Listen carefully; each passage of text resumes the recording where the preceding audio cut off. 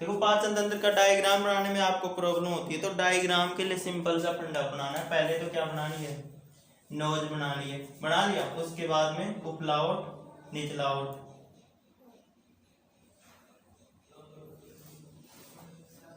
बना सकते हो, क्लियर है यहाँ तक। इसके बाद में दोनों हाथ छांट दो थोड़े थोड़े, ये हो गया यहाँ तक, क्लियर है। फिर आपको आंतरिक अंग बनाने हैं, तो ये तो हो गया, मुख हो गया। मुख के बाद में ग्रसनी, ग्रसनी किस में खुल गई, ग्रास नली में। इसके बाद में हो जाएगा आमाशय, आमाशय किस में खुल जाएगा, छोटी आंत में। क्लियर है यहां तक, ये हो गई छोटी आंत।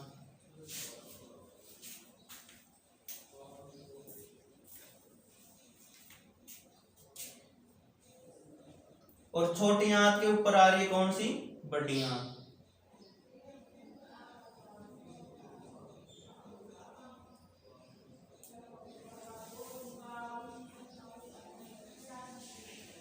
ये आपकी बड़ी आंत। और बड़ी आंत के मैंने कल 4 भाग बताए थे, वैसे 3 ही बता देते हैं, कई 4 ही बता देते हैं, आरोही अवरोही अनुप्रस्थ और सिग्माकार, ठीक है। और साथ में हमने क्या डिस्कस किया था, इनका नामकरण आप कर सकते हो, मुख, ग्रसनी, ग्रासनली, आमाशय, छोटी आंत, बड़ी आंत, मलाशय। यहां तक क्लियर है। अपने को पाचन तंत्र में आज पढ़ना है पाचक ग्रंथियां, पाचक ग्रंथियां। और पाचक ग्रंथियां कौन कौन सी हैं, 3 है। नंबर फर्स्ट में आ रही कौन सी, लार ग्रंथियां। लार ग्रंथियों के बाद में आ रही है लीवर ग्रंथि, लीवर ग्रंथि के बाद में आ रही अग्न्याशय ग्रंथि। नाम तो याद कर लिया आपने, पर इनके जो स्थिति है उसके बारे में आपको प्रॉब्लम होती है। तो जो लार ग्रंथि है वो पाई जाती है अपने मुख में, लार ग्रंथि पाई जाती है मुख में। लार ग्रंथियां 3 होती हैं, कर्णपूर्व, अधोजंब, अधोजीवा,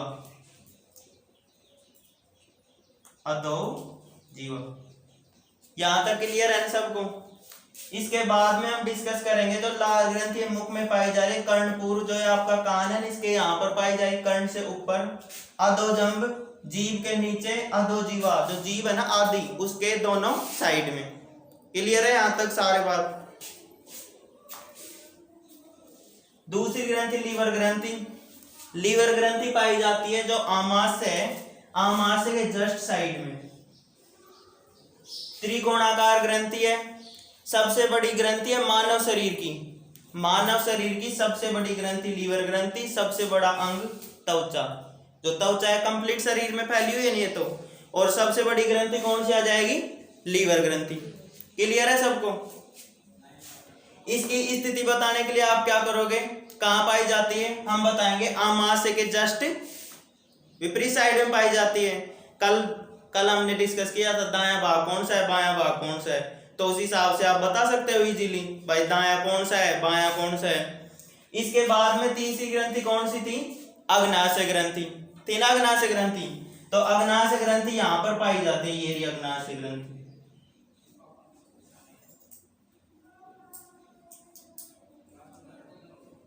नामकरण कर देते हैं इनका। यहां पर पाई जाती है लार ग्रंथियां, देखो यहीं पे बता देता हूं मैं शॉर्टकट। ये हो गई लीवर ग्रंथि,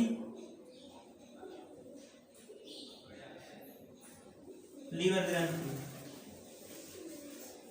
ये हो गई अग्नाशय ग्रंथि,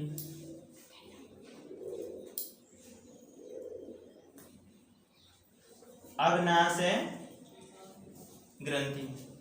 तो ये स्थिति की बात कर ली, ग्रंथियों के बारे में बात की, लार ग्रंथि के 3 भाग ये हमने बात कर ली। ओके, हाँ तो हमने कहां तक डिस्कस कर लिया था, लार ग्रंथि तक। लार ग्रंथि 3 प्रकार की, कर्णपूर्व, अधोजंब और अधोजीवा। क्लियर है। इसके बाद में इन तीनों ग्रंथि से एक एंजाइम स्रावित होगा, जिसे हम वैसे तो बोलते हैं लार। लार बोलेंगे, और इस लार में एंजाइम पाए जाते हैं जिसे बोलते हैं एमिलेज। एमिलेज बोल सकते हैं, या फिर इसे बोल सकते हैं लाइसोजाइम।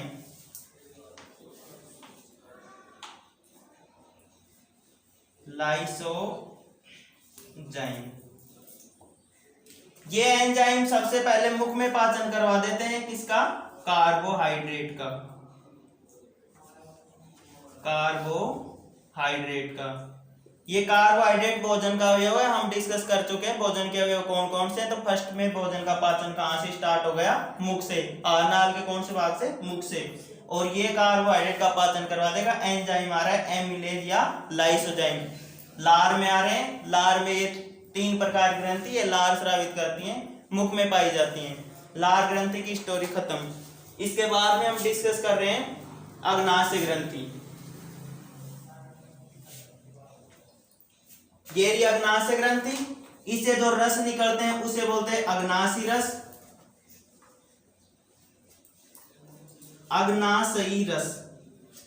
जो आमाशय से उससे रस निकलते हैं उसे बोलते हैं जठर रस। लीवर ग्रंथि है, उससे निकलता है पित्तरस, पित्ताशय पाया जाता है। पित्त लवण भी बोल देते हैं, पित्तरस भी बोल देते हैं। आंत से जो रस निकलते हैं उसे वो बोलते हैं आंत्रीय रस, आंत्रीय रस।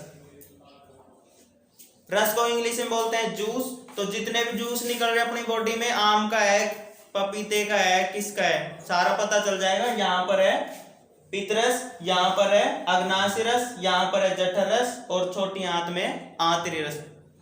ठीक है। अब हम बात करते हैं अग्नाशय ग्रंथि में जो एंजाइम निकल रहे हैं, जो हार्मोन या एंजाइम है वो है इंसुलिन, और एक होता है ग्लूकागोन। ग्लूकागोन।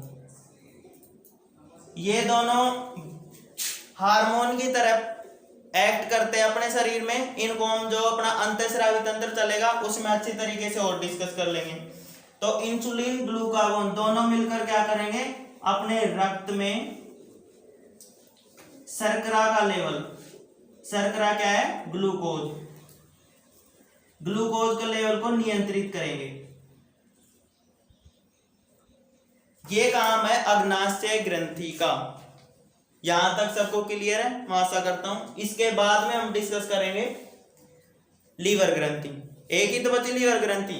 अब लीवर ग्रंथि की थोड़ी सी स्टोरी तो ये सुन लो आप। लीवर ग्रंथि त्रिकोणाकार होती है। इनको देखो मैं साफ कर रहा हूं। लीवर ग्रंथि त्रिकोणाकार होती है, त्रिकोणाकार, त्रिभुज के जैसी है, त्रिकोण है, त्रिकोणाकार बोल दिया। इसमें पाई जाती है पित्त की थैली, पित्त की थैली या पित्ताशय, पित्ताशय। और इस पित्ताशय से स्रावित होते हैं पित्तरस, पित्तरस। और ये पित्तरस आगे जाके आंत है ना, आंत, छोटी आंत, छोटी आंत में अपना प्रभाव दर्शाएंगे। और कार्बोहाइड्रेट, वसा, प्रोटीन, विटामिन, इनका पाचन करेंगे। किस किस का? कार्बोहाइड्रेट, वसा, प्रोटीन, इनका पाचन कर देंगे किसमें? छोटी आंत में। क्लियर है आप सबको यहां तक?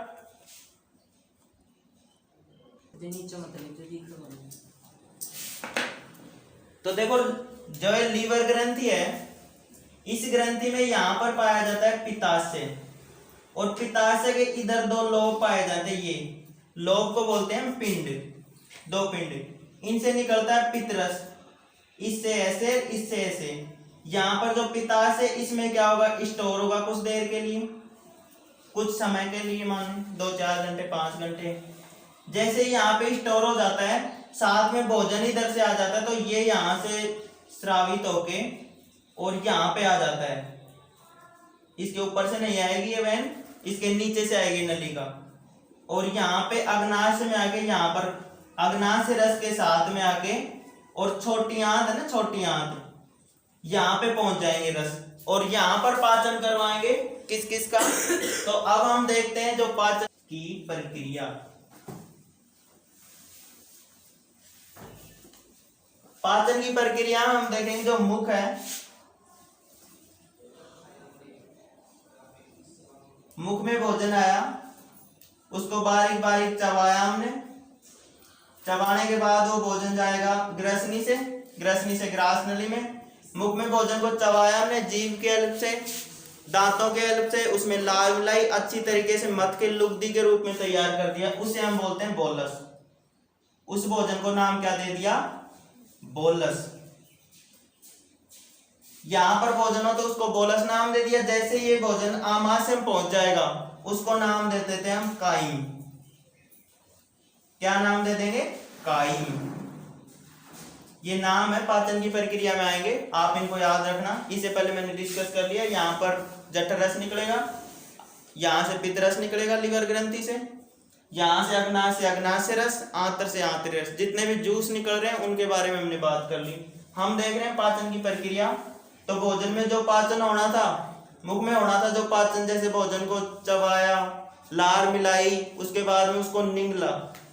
निगलने में एक प्रक्रिया करते हैं जिसमें जो नीलावा है ना, अपना नीलावा नहीं, जो वो क्या बोलते हैं उसे, कप्पीनुमा संरचना, वो क्या काम करेगी? भोजन को तो भोजन नली में और श्वास को श्वास नली में जाने देगी। तो यहाँ पर खुलेगा, ये तो हो गया अपनी ग्रसनी, ये खुल जाएगी ग्रास नली में। इससे पहले यहाँ पर खुलती है श्वास नली, इधर पहुंच जाती है, और ये अपनी भोजन नली। तो ये ग्रास नली से भोजन आ गया, ग्रसनी से आ गया ग्रास नली में, ये भोजन आ गया, और इसके बाद में पहुंच जाता है आमाशय में। आमाशय में पहुंचने के बाद यहाँ पर एक एंजाइम स्राव हो जाता है HCl। वो HCl एंजाइम जो भोजन में मिलके और उसको क्या बना देता है? काइम। काइम बोलते हैं हम अम्लीय पदार्थ को। HCl अम्ल है ना, तो इसलिए हम क्या बोलते हैं इसे? काइम। काइम बोलते हैं हम अम्लीय पदार्थ को। यहाँ पर जो लार की pH है, आमाशय में जो भोजन है उसकी pH है, आंत की pH है, वो आपको लास्ट में एक छोटी सी टेबल बना के वैसे कोड वर्ड में आपको बता दूंगा, इसका इतना pH होता है, इसका इतना pH होता है। तो मुख में भोजन की पाचन की प्रक्रिया हो रही, तो मुख में किसका पाचन हो रहा है? मुख में पाचन हो रहा है कार्बोहाइड्रेट का। एंजाइम आ रहा है लाइपेज।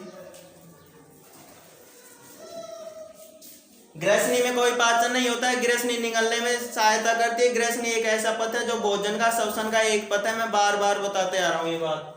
इसके बाद में आ रही है ग्रास नली। ग्रास नली में कोई पाचन नहीं होता है, इसमें क्रमानुकुंचन गतियां होती है जो भोजन को पहुंचा देती हैं आमाशय में। क्लियर है ये बात? इसके बाद में आमाशय में पहुंचने के बाद HCl स्रावित होता है, और HCl 2-3 एंजाइम है उनको एक्टिव कर देता है। जो निष्क्रिय अवस्था में थे उनको सक्रिय अवस्था में कन्वर्ट कर देता है। तो आमाशय में जो पाचन हो रहा है, आमाशय में पाचन हो रहा है, HCl आ रहा है। HCl एक अम्ल है, इसका नाम मैंने कल बता दिया, हाइड्रोक्लोरिक अम्ल। वैसे लिख देता हूं यहां पर,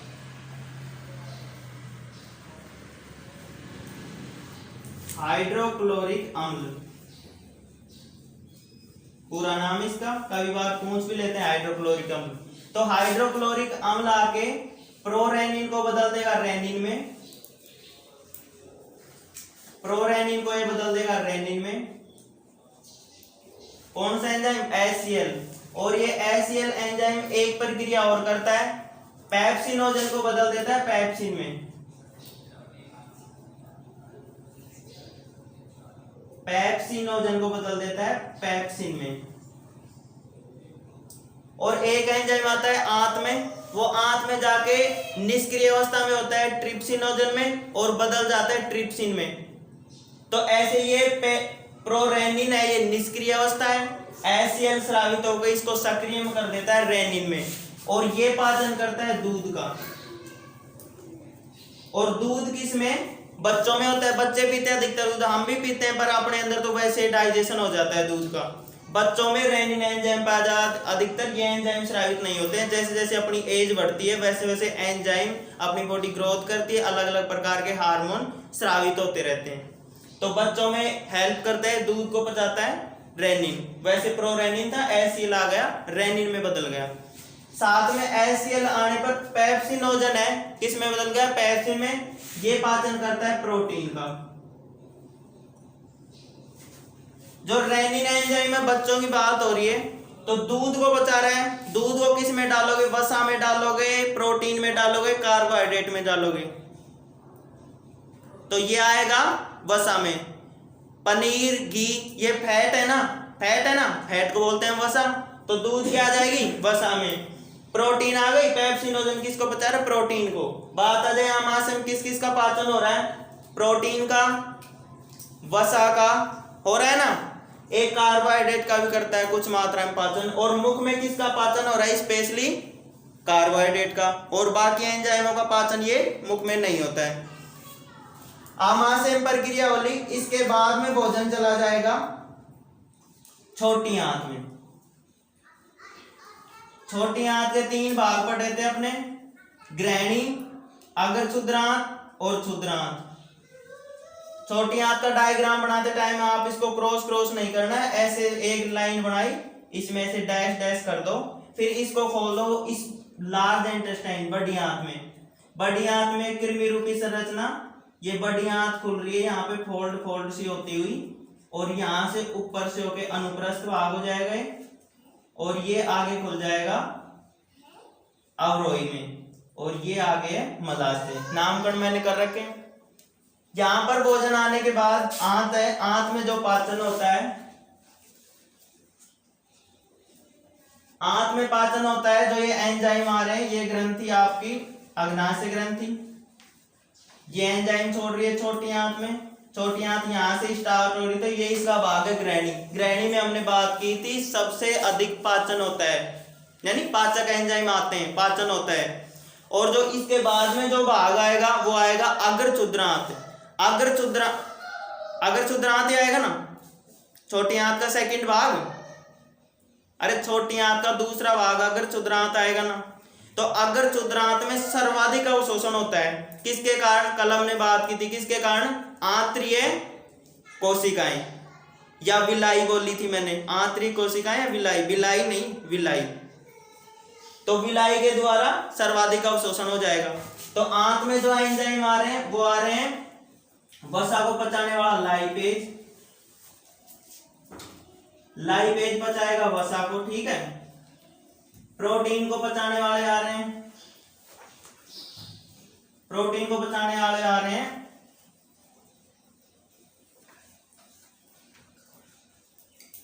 ट्रिप्सिन, कीमोट्रिप्सिन, और तीसरा एंजाइम है कार्बोक्सीपेप्टाइडेज। कार्बोक्सीपेप्टाइडेज जो मुख में लाइपेज एंजाइम आ रहा है, फिर ये आ रहा है मुख में जो लाइपेज एंजाइम है उसको छोटे टुकड़ों में तोड़ जाएगा, यानी मोटे को 2 टुकड़ों में मान लो, और फिर उसके और टुकड़े अच्छी तरीके से कर जाएगा। जैसे पत्थर को 2 टुकड़ों में तोड़ दिया, फिर उसको और थोड़ा लेके जोर जोर से मारे तो ये आएगा, फिर से लाइपेज आ जाएगा। और लाइपेज पाचन कर रहा है किसका? कार्बोहाइड्रेट का। तो लाइपेज एंजाइम आके पचा जाए किसको? कार्बोहाइड्रेट को। कार्बो लिख रहा हूं, आप कर लेना नोट। साथ में आता है डीएनए, आरएनए, न्यूक्लिक अम्ल बोलते हैं, तो उनको पचाने वाले आ रहे हैं न्यूक्लिएज।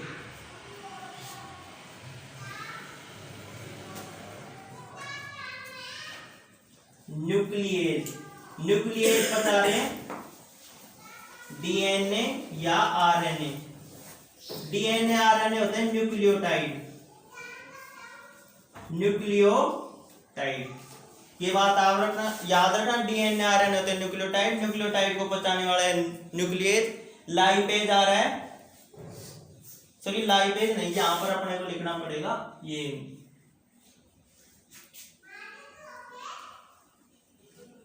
एमिलेज आएगा, सॉरी फर्स्ट में गलती करती, एमिलेज, एमिलेज। और वसा को पचाने वाला होता है लाइपेज, तो यहां पे भी कौन सा आ जाएगा? एमिलेज,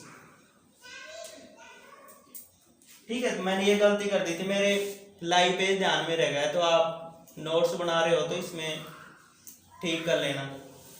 तो ये पाचक एंजाइम आते हैं किसमें, पाचन की प्रक्रिया में। वैसे मैं और थोड़ा डिस्कस कर दूंगा आपको।